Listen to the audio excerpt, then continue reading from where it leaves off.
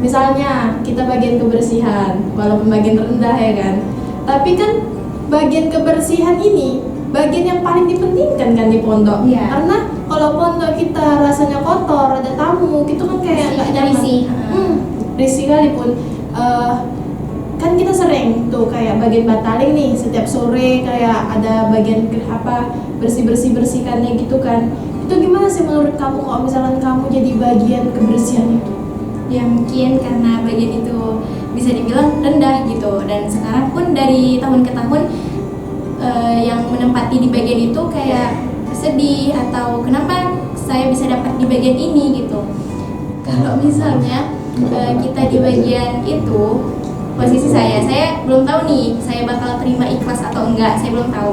Cuman kalau misalnya saya baik gitu, kalau misalnya pemikiran saya juga bagus, saya bakal rajin-rajin suruh yang hari sama Ahad kan permaskan nih, pasti banyak adik-adiknya, dan muda birohnya itu juga harus dibilangin, suruh adik-adiknya kayak gitu, jaga adik-adiknya supaya nggak kabur-kaburan tuh saat bersih. Udah dibilangin, Ti. Jadi tetap kabur kayak mana itu?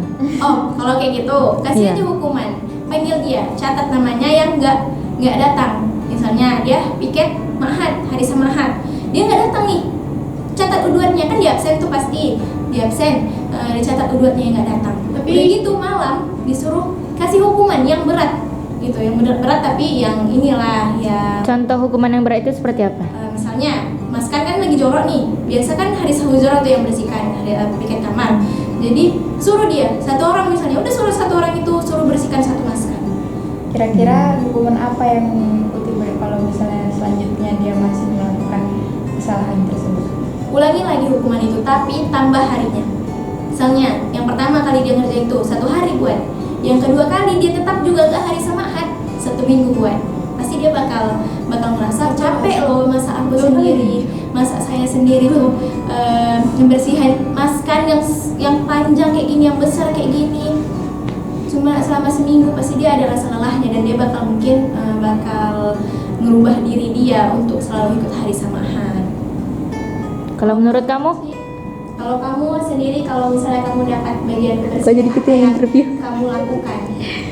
Kalau saya sih memang ya dari kelas 1 TNSIP itu pengen kali rasanya bagian kebersihan nih kan. Nggak mikir nih, walaupun sampai kata orang, kenapa sih mau? Saya salut sama kamu ya. Salut lah. Kenapa sih? Salut saya sama orang seperti dia, karena jarang ada orang yang pengen bagian itu. Karena menurut saya tuh gini, kenapa, kan kalau saya nanya, kenapa sih Rin mau di bagian kayak gitu? Kan bagiannya rendah, nggak dipandang gitu kan. Berarti saya tuh kayak bilang kayak gini, nggak peduli sih bagiannya rendah atau tinggi, yang penting kan ini kan nggak menentukan masa depan kita kelaknya kan. Yang kita perlukan tuh kayak yaudah kita harus aktifkan pondok ini, kayak mana caranya bagian kita ini bagian yang dipandang, walaupun bagian itu rendah tapi kita terus tetap merasa kayak dipandang gitu. Gimana caranya ya supaya kita dipandang? Jadi makanya tuh kayak nggak ada gitu seorang yang buang sampah sembarangan, karena menurut saya walaupun saya pernah melakukan hal itu, tapi saya tuh kayak merasakan memang ini suatu tindakan yang salah.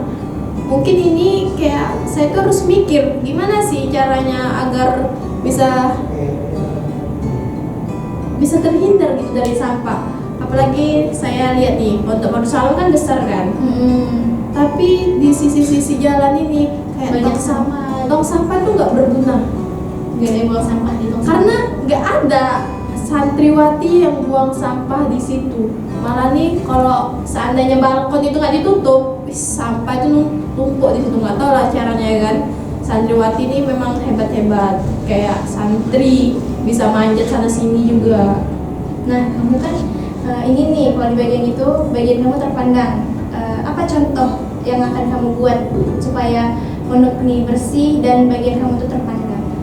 Salah satu cara yang akan saya lakukan itu kayak saya tuh kayak buat sesuatu di pondok ini, kayak misalnya saya menambah keindahan pondok, kayak misalnya di pinggir-pinggir jalan saya tanami bunga, atau enggak ada lahan-lahan kosong saya buat taman biar cantik, biar kayak bisa jadi spot foto gitu. Kayak misalkan ada tamu datang nih kan, pasti mereka tuh nengok kan, pondoknya cantik kayak gitu. Saya bakalan buat kayak gitu biar para tamu bisa foto-foto di situ, kayak menguji gitu kan. Pasti kan kita tuh kayak lebih dipandang gitu, pasti kan kayak riaya atau pimpinan kayak bagus ya ini bagiannya, sering gerak, sering kerja, pasti kayak gitu.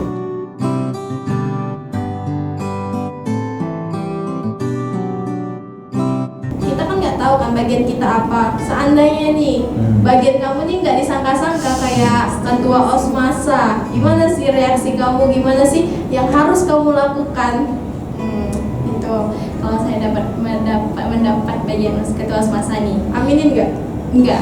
Jangan, karena itu berat ya, berat, amanah itu sangat berat karena kita itu jadi patokan utama gitu untuk peraturan-peraturan di pondok ini, dan kita memang nggak bisa melanggar sama sekali sedikit pun karena kita yang utama di situ. Kalau misalnya bahagia sih bahagia, terpilih untuk yang paling dipercaya, dibilang gitu kan, untuk diberi amanat ini tuh pasti bahagia, cuman sedihnya juga ada karena kita tuh istiqomah tuh pasti susah, apalagi dengan saya yang kayak gini gitu, jadi susah untuk istiqomah ke peraturan-peraturan, disiplin untuk saya sendiri, dan apalagi di ketua osmasa tuh wajib kita melarang kawan-kawan kita sendiri. Kita kan nggak tahu modelan kawan-kawan kita gimana. Anak medium. Kawan-kawan kita tuh ada yang bisa dibilangin, ada yang kalau dibilangin tuh pasti mulutnya tuh kayak cocos gitu, jadi susah gitu untuk bilangin kawan sendiri. Ya itu sih yang paling berat gitu. Kalau misalnya untuk adik-adik mungkin masih bisa kita kasih masukan, masih bisa kita beri hukuman. Kalau untuk kawan sendiri ya harus belajar lagi untuk ngasih tahu yang apalagi yang susah dibilangin, yang modelannya. Kalau dia salah kita kasih tahu yang benar dengan baik-baik pun dia bakal tetap apa sih gini sok kali gini pasti gitu. Itu bakal susah, dan semoga saja saya nggak dapat bagian itu. Masih seandainya nih ya, Anti itu bagian osmasa, apa sih visi dan misi yang bakalan Anti lakuin untuk pondok ini? Visi dan misi nih, kalau visi dan misinya ya yang pertama nih kayak wajib menegakkan pondok pastinya kan, dari bagian bahasanya, dari bagian ibadah paling utama, karena lihat sekarang masjid aja setengah gitu isinya, nggak sampai penuh ke belakang, apalagi saat waktu hujan. Nah, di saat waktu hujan misalnya kita lihatlah sekarang kan pasti jarang ada yang ke masjid. Walaupun dia bagian yang memang harus ke masjid, misalnya bagian takmir, pasti ada yang ke masjid waktu hujan. Sindir. Jadi kalau misalnya saya jadi bagian itu, dari bagian ibadah saya mewajibkan tuh, saya tanya dulu tuh ke pengasuhan misalnya, walaupun hujan kita bakal harus tanya, Ustazah ini sholatnya di mana? Kalau sholatnya di masjid diwajibkan di masjid, tapi untuk kelas 6 saya bakal gerakin kelas 6 nya, karena itu kan posisi ini seandainya saya ketua osmasa, jadi saya harus memberitahu kepada kelas 6 gitu, kita ngajak kawan kita untuk ke masjid walaupun itu hujan. Kalau untuk menabiroh ya wajib, kalau misalnya nggak datang ya bakal dihukum. Yang kedua itu pendidikan bahasa, karena bahasa di sini tuh udah nakis jiddan, karena kan kita selalu make nih, apalagi muhadharah pasti nggak lain judulnya al-lughatul tajal ma'had. Nah pasti itu, tapi sedangkan santriwati di sini, tolibat di sini tuh kayak ya udah sih namanya bahasa, ngapain sih dipakai, udah sering tuh orang nggak pakai bahasa banyak kan. Kayak yang saya bilang tadi, kalau saya jadi bagian bahasa saya bakal mewajibkan teman-teman saya untuk pakai bahasa. Jadi seandainya saya jadi ketua osmasa, dan lebih wajib lagi untuk teman-teman saya semuanya itu wajib pakai bahasa, mau teman terdekat saya gitu.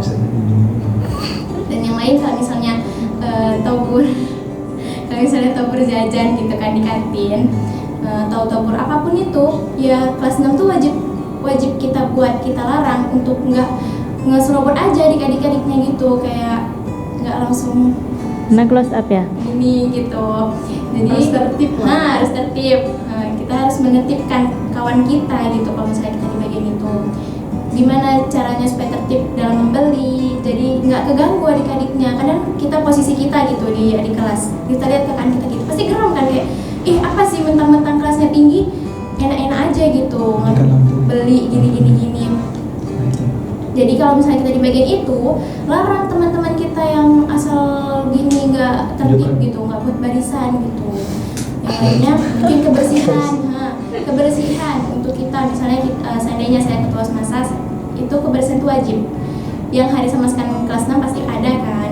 Jadi ya wajib dibersihkan, wajib disapu, walaupun orangnya pemalas gitu, tetap harus ditarik kalau perlu pun harus ditarik. Kita pun harus buat supaya maskan kita tuh indah dilihat, karena adik-adik pasti menilai kan dari gimana, ih osmasanya bagus loh, lihatlah maskannya aja bersih gitu, banyak tanamannya, sering disiram, sampahnya jarang ada di depan, itu pun nggak ada gitu. Kalau misalnya ada kawan kita yang naikkan sepatu ke Sampahnya dalam kamar semua. Sapu ya. Nah, kamarnya juga harus bersih, Jangan, iya sampah depan maskan nggak ada, tapi di dalam maskan, di dalam kamar banyak maskan simpan. Kalau bisa pun dalam lemari mungkin ada. Itu tuh nggak bagus itu. Jadi wajib dibersihkan juga hari sahujrohnya, hari semaskannya. Dan kalau misalnya nih saya di bagian itu, saya bakal suruh hari semaskan buang sepatu yang ada di atas lantai. Siapa yang naikkan sepatunya di atas lantai? Kalau punya kawan sendiri. Iya. Walaupun kawan saya sendiri. Apa Ti? Bisa nggak seperti jadinya gitu. Kalau misalkan nanti seandainya jadi, sanggup nggak gitu kayak ngebilangi kawan? Karena kan kawan kita kan memang bandel-bandel ya, memang paling susah itu ngebilangi kawan sendiri ya kan. Hujatan dari kawan-kawan kayak misalkan, ih sok kali kayak gitu-gitu kan. Itu gimana sih cara kamu atasnya, atau kamu tuh nangis gitu karena mendengarkan kayak gitu? Sakit ya sih perasaannya kayak gitu? Kalau itu sih pasti sakit. Dan saya modelan orang yang gampang nangis, pasti nangis dulu dan kan hujatan-hujatan itu yang nggak halus-halus semua kan, pasti ada yang ini gitu. Jadi kita bakal, tapi kalau misalnya kita sedih, kita capek, jangan makin kita malas dalam membilangi kawan-kawan kita, mengajak kawan-kawan kita. Jangan makin malas, jangan makin kita, nggak usah lagi diajak lah, dia aja udah kayak gini kok diajak gini-gini. Jangan gitu pikirannya. Pikiran kita tuh kayak, oh dia itu malas diajak, apa sih yang buat dia itu supaya mau diajak gitu. Jadi kita cari cara lain supaya dia tuh mau. Kita coba lagi cara lain, dan supaya kawan-kawan